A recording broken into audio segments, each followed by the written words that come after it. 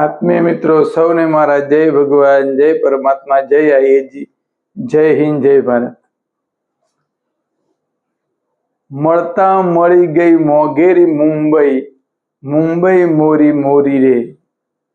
અને બીજું ગીત, જય સોમનાથ, જય સોમનાથ, જય દ્વારકેશ, જય બોલો વિશ્વના નાથની. સ્વર્ણ અક્ષરે લખશે કવિઓ, યથગાસા મુંબઈની, આ ગુણવંતી મુંબઈની. થોડું ગીત અજુગતું લાગે, જેને સાંભળ્યું હશે એને એવું લાગે કે કંઈક આમાં યોગ્ય રીતે ગવાયું નથી. મિત્રો, 1 મે અને 1960 જો ગુજરાત રાજ્યની સ્થાપના ના થઈ હોત તો કદાચ કવિઓએ આ પ્રમાણે મુંબઈનું ગીત કદાચ ગાયું હોત. બાકી તો ગુજરાત મોરી મોરી રે, મળતા મળી ગઈ મોઘેરી ગુજરાત, ગુજરાત મોરી મોરી રે. જય સોમનાથ, જય દ્વારકેશ, જય બોલો વિશ્વના નાથની. સ્વર્ણ અક્ષરે લખશે કવિઓ, યથગાસા ગુજરાતની. તો ગુજરાત રાજ્યની સ્થાપના 1 મે 1960 થઈ. ઘણા લોકોને ખબર પડે, ઘણા યુવાનોને ખબર નહીં હોય કે ગુજરાત રાજ્યની સ્થાપના 1960 થઈ હતી. તો એમ થાય તો ગુજરાત રાજ્ય નહોતું તો શું હતું? તો પહેલા 1950ની અંદર જ્યારે રાજ્યોની વહેંચણી થઈ, એમાં ગુજરાતની અંદર બોમ્બે, સૌરાષ્ટ્ર અને કચ્છ એવા 3 વિભાગો હતા. પછી 1956ની અંદર સ્ટેટ રીઓર્ગેનાઇઝેશન એક્ટ આવ્યો, તો એની અંદર 14 રાજ્યો અને 6 કેન્દ્રશાસિત પ્રદેશો, એમાં ગુજરાત અને મહારાષ્ટ્ર એને 2 ભેગું દ્વિભાષીય રાજ્ય તરીકે રાખવામાં આવ્યું અને બૃહદ મુંબઈ નામ એનું બૃહદ મુંબઈ આપ્યું. 2 ભાષાવાળું એક રાજ્ય. 14 રાજ્યો ભાષા આધારિત હતા અને અહીંયા 2 ભાષા અને 2 પ્રદેશો ભેગા કરી એક રાજ્ય મુંબઈ સ્ટેટ, બૃહદ મુંબઈ રાજ્ય તરીકે નક્કી કરવામાં આવ્યું. ગુજરાતના યુવાનોને એવું લાગ્યું કે ભાઈ એક ભાષા આધારિત રાજ્યો કરે છે તો ગુજરાત પણ એક અલગ રાજ્ય હોવું જોઈએ. એટલે ગુજરાતના યુવાને શું કર્યું કે લાલ દરવાજાની પાસે કોંગ્રેસ હાઉસ હતું, તે કોંગ્રેસ હાઉસ પાસે જઈ અને એમણે ગુજરાત રાજ્યની માગણી કરી. મિત્રો, માગણી કરી ત્યારે શું કર્યું? પોલીસે ગોળીબાર કર્યો અને એ ગોળીબારની અંદર 4 વિદ્યાર્થીઓ શહીદ થઈ ગયા. અને આ વાત છે એ આખા ગુજરાતમાં પ્રસરી ગઈ. વાત માગણી એમ યોગ્ય હતી તો તરત જ બીજા મહેસાણા, વલસાડ, રાજકોટ એવા અલગ અલગ બધા જ જિલ્લાઓમાં આ વાત પહોંચી ગઈ અને આ યુવાનોનું જે આંદોલન હતું ને એ જનતાનું આંદોલન થઈ ગયું.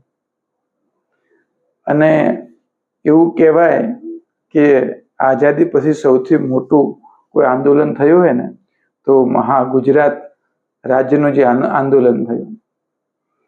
હવે ચારે બાજુ રોષ ભભૂકી ઉઠ્યો ત્યારે આપણા જે લાડીલા, જેને આપણે હુલામણા, હિન્દુ ચાચા નામના હુલામણા નામથી બોલાવતા હતા, એવા ઇન્દુલાલ યાજ્ઞિક એ વખતે 1956 આ જે બનાવ બન્યો એ 8મી ઓગસ્ટ 1956 દિવસે બન્યો.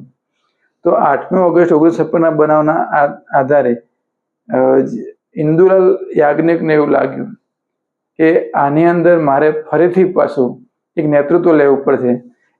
એ વખતે એમની 64 વર્ષની ઉંમર તો ઓલરેડી હતી. એમણે તો રાજકારણમાં નિવૃત્તિ લઈ લીધી હતી, પણ એમણે કીધું ના, આ આંદોલનની માગણી યોગ્ય છે. તો હિન્દુ ચાચા છે એમણે આની આગેવાની લઈ લીધી. બ્રહ્મકુમાર બ્રહ્મભટ્ટ એ પણ સાથે જોડાયા, સાથે સનત મહેતા, સાથે આપણા શારદાબેન મહેતા, પછી અશોક ભટ્ટ, ગૌરી વિદ્યાગૌરી, નીલકંઠ, આ બધા જ નેતાઓ સાથે જોડાયા. ઇન્દુલાલ યાજ્ઞિકે તો મહાગુજરાતની પરિષદની પણ રચના કરી નાખી. મિત્રો, 1956 આપણી માગણી હતી કે અલગ રાજ્ય અમને મળવું જોઈએ.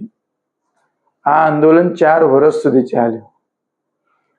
મિત્રો, એ વખતે વર્તમાન મુંબઈના રાજ્યના મુખ્યમંત્રી આપણા મોરારજીભાઈ દેસાઈ હતા અને તત્કાલીન વડાપ્રધાન જવાહરલાલ નહેરુ હતા.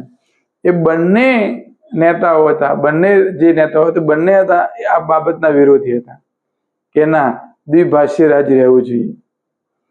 આ આંદોલન એટલું ઉગ્ર બન્યું અને સામે મહારાષ્ટ્રમાં પણ 100 કરતા વધારે લોકો શહીદ થઈ ગયા.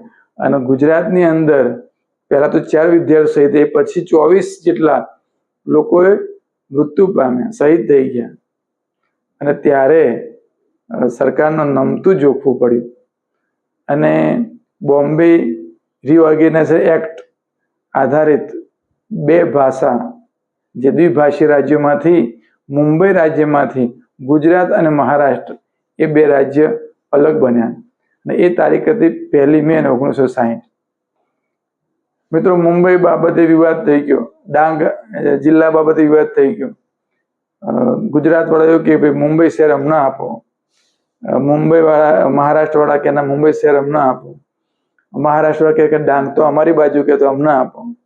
આ જે મુંબઈ શહેરનો અને ડાંગ જિલ્લાનો વિવાદ એ સુખદ રીતે ઉકેલ આવ્યો અને એવું નક્કી કરવામાં આવ્યું કે ભાઈ મુંબઈ શહેર છે એ મહારાષ્ટ્રમાં રાખો અને ડાંગ અને જે ઉમરગામ જે તાલુકો છે એ ગુજરાતમાં રાખો. નહીં તો એવું વિચાર્યું હતું કે બંને રાજ્ય અલગ કરીએ અને મુંબઈને કેન્દ્ર શાસિત શહેર તરીકે પ્રસ્થાપિત કરીએ, પણ સુખદ રીતે એનો અંત પણ આવ્યો. મિત્રો, 1 મે અને 1960ના દિવસે ગુજરાત રાજ્યની સ્થાપના થઈ અને આ ગુજરાતની સ્થાપનામાં રવિશંકર મહારાજ પણ જોડાયા હતા. તો આ ગુજરાત જે ઉદ્ઘાટન એ રવિશંકર મહારાજે કર્યું હતું અને ગુજરાતના સૌથી પહેલા મુખ્યમંત્રી ડોક્ટર જીરાજ મહેતા એ બન્યા હતા. અત્યારે તો આપણું જે પાટનગર ગાંધીનગર છે ગુજરાતનું, પણ એ વખતે ગુજરાતનું પાટનગર અમદાવાદ હતું. અમદાવાદની અંદર પાટનગર હતું. પછી માગણી પણ એવી હતી કે ભાઈ અમારે અલગ પાટનગર બનાવવું પડશે. ગાંધીનગર માટે એક વિચારણા ચાલતી હતી. તો જ્યારે આજે સમાધાન થયું મુંબઈ અને ડાંગનું, એમાં 50 કરોડ આપણને આપવામાં આવ્યા ગુજરાતને કે ભાઈ નવું પાટનગર બનાવવાનું છે, એના માટે ખર્ચો થશે. એ ખર્ચાને પહોંચી વળવા માટે કેન્દ્ર સરકાર આપણે ગુજરાત રાજ્યના આટલા 50 કરોડ રૂપિયા અને ડાંગ જિલ્લાનું જે સમાધાન એવું કરવામાં આવ્યું. પછી ગાંધીનગરનું એક આખું રચના કરવામાં આવી અને 1971ની અંદર આપણા જે અમદાવાદમાંથી પાટનગર તરીકે ગાંધીનગર આપણું ગુજરાતનું પાટનગર બન્યું. આ વાત છે આપણા મહાગુજરાત આંદોલનની. અને ગુજરાત રાજ્ય બન્યું, બરાબર, એની વાત પણ આપણે સૌને ખબર હોવી જોઈએ, બરાબર.